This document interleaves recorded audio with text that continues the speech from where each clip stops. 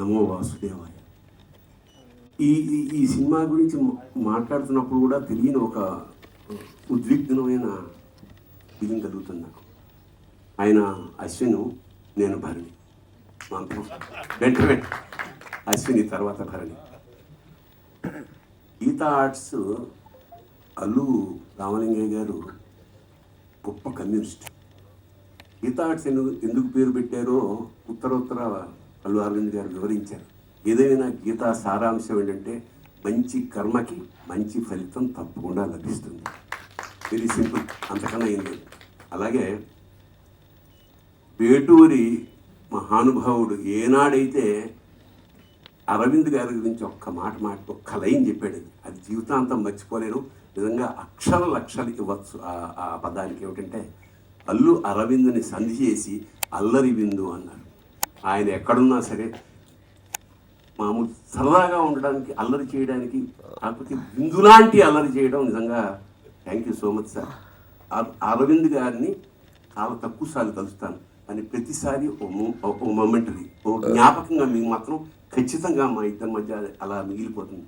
అలాంటి అరవింద్ గారు నాకు ఫోన్ చేసి, ఇలాగా ఈ సినిమా అవుతుంది, దయచేసి ఖాళీగా ఉంటే మీరు ఒకసారి చూడండి.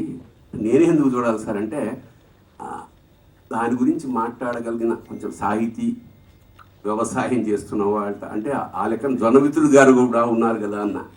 నేను ఆయన కూడా పిలిచానండి అన్నాడు తమాషాగా. సరే, నిన్న కుటుంబ సమేతంగా మేము థియేటర్కి అల్లు అరవింద్ గారు ఏ అక్కడికే వెళ్ళి చూసాం sir. So it was not theatre sir, it was a temple study. It was, I think the feeling is continuing.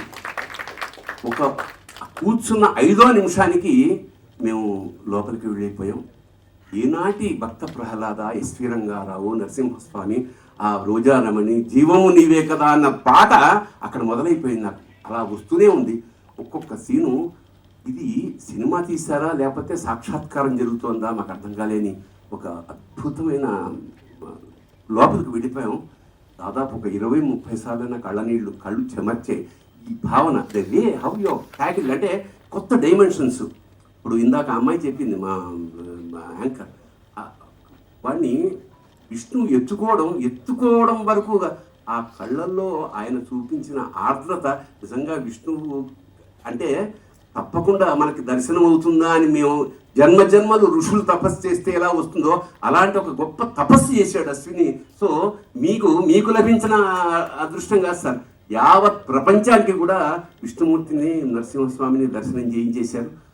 ఆ చివరి మూమెంట్ ఏదైతే ఉందో ఆ 20 నిమిషాలు, అంటే సభాముఖంగా మేము పిలవడానికి కూడా కారణం ఇదే.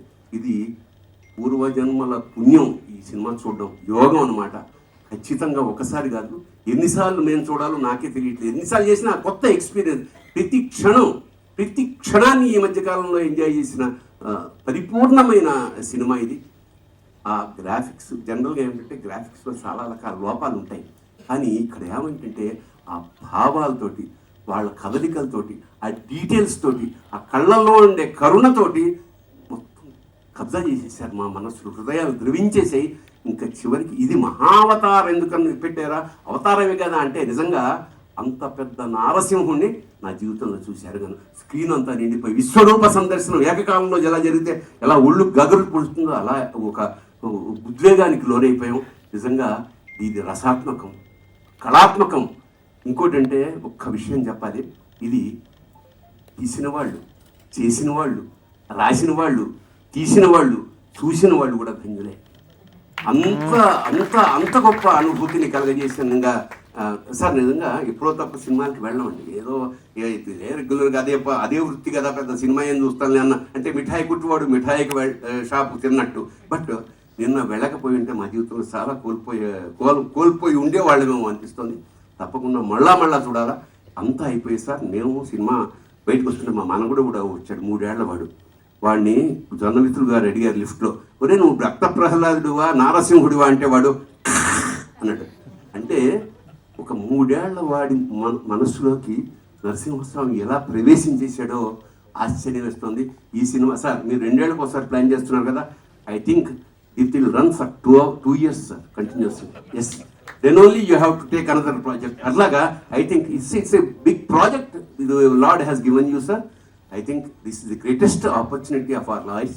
ఒక సినిమా ఒక కావ్యంలాగా, అలాగే సనాతన ధర్మాన్ని ఇంత అంటే ఎక్కువ ప్రచారం ఏమి అక్కర్లేదండి. ఒక్కసారి సినిమా చూస్తే అది గుండెల లోపలికి వెళ్ళిపోయింది. ఇలాంటి సినిమా నిర్మించిన వాళ్ళకి ఇలాంటి అవకాశం ఇచ్చిన మాకు కూడా మా జన్మలు ధన్యమయ్యేగా భావిస్తూ జై నరసింహ, జై నరసింహ.